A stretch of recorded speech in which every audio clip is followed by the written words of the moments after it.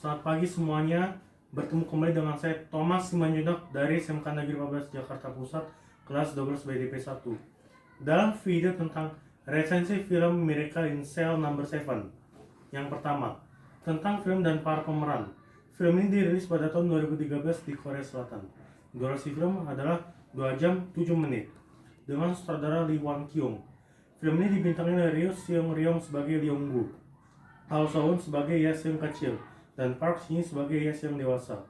Miracle in Cell No. 7 film Korea tersaji sepanjang masa, menurut saya. Film ini menceritakan manisnya rasa cinta ayah kepada sang anak. Begitu juga sebaliknya.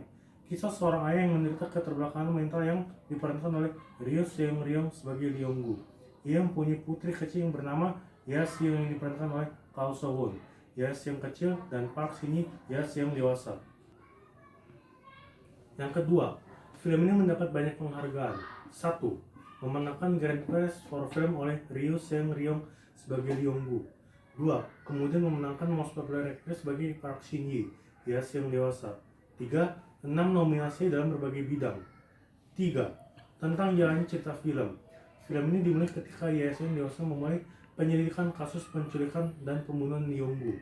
Leong-gu adalah seorang laki-laki berusia 40 tahunan yang mengalami cacat mental karena kecerdasannya sangat rendah.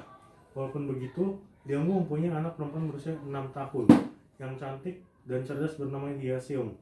Leong-gu yang bekerja sebagai tukang parkir ini sangat sayang pada anak satu-satunya itu. Suatu ketika terjadi peristiwa tragis yang membuat Leong-gu dipenjara. Peristiwa tragis itu diawali ketika Hye Seung sangat tertarik dengan tas kuning bergambar Sailor Moon di sebuah toko. Karena belum gajian, Leong-gu dan Hye Seung hanya bisa melihat dari balik kaca etalase toko. Leong-gu berjanji akan membelikan tas itu setelah gajian nanti. Tapi betapa kecilnya Leong-gu dan Hye Seung. Karena tas Sailor Moon itu dibeli seorang anak perempuan bersama orang tuanya.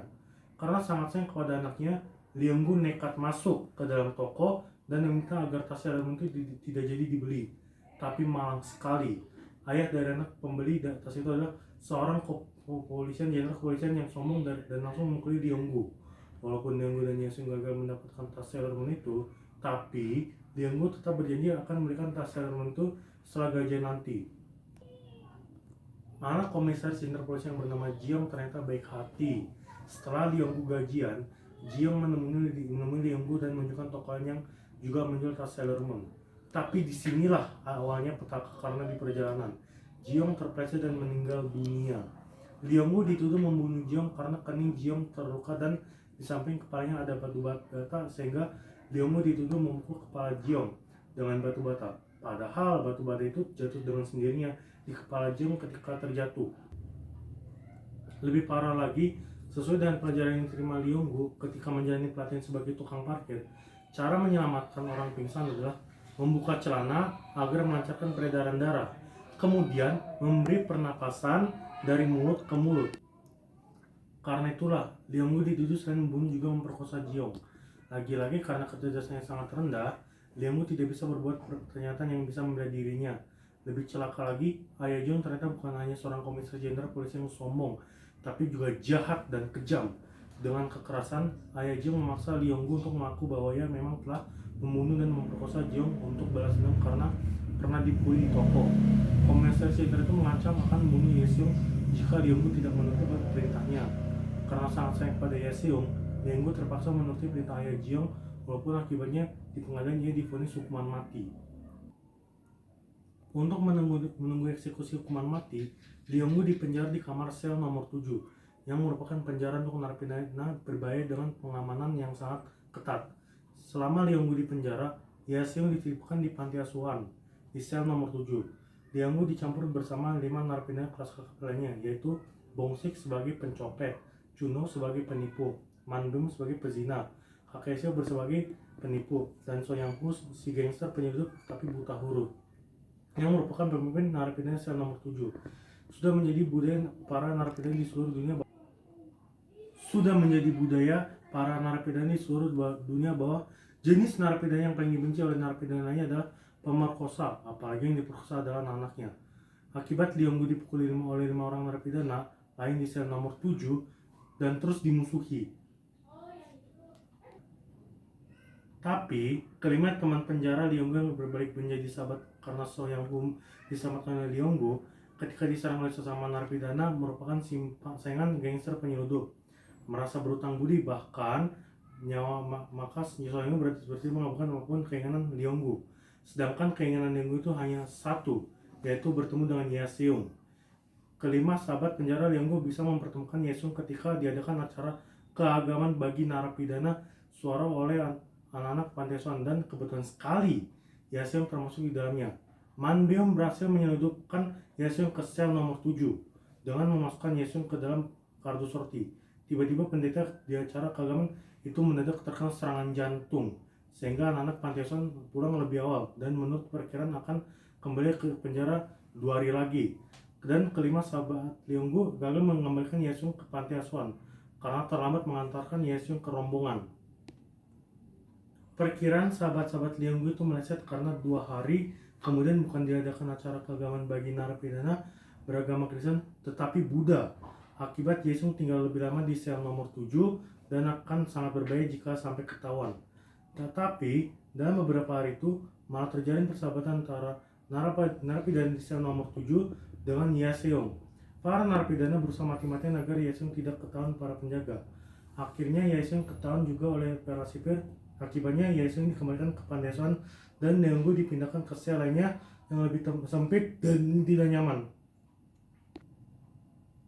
Selanjutnya, terjadi hal yang tidak terduga karena kepala penjara yang terkenal galak yaitu Jang Min-hwan juga berbalik menjadi sahabat Leonggo.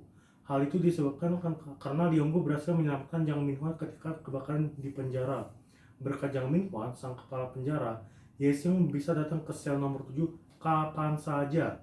Tidak hanya itu, Jang Min-hwan bersama kelima sahabat penjara Leonggo berusaha agar Leonggo bisa bebas dari dakwaan palsu yang membuatnya divonis hukuman mati.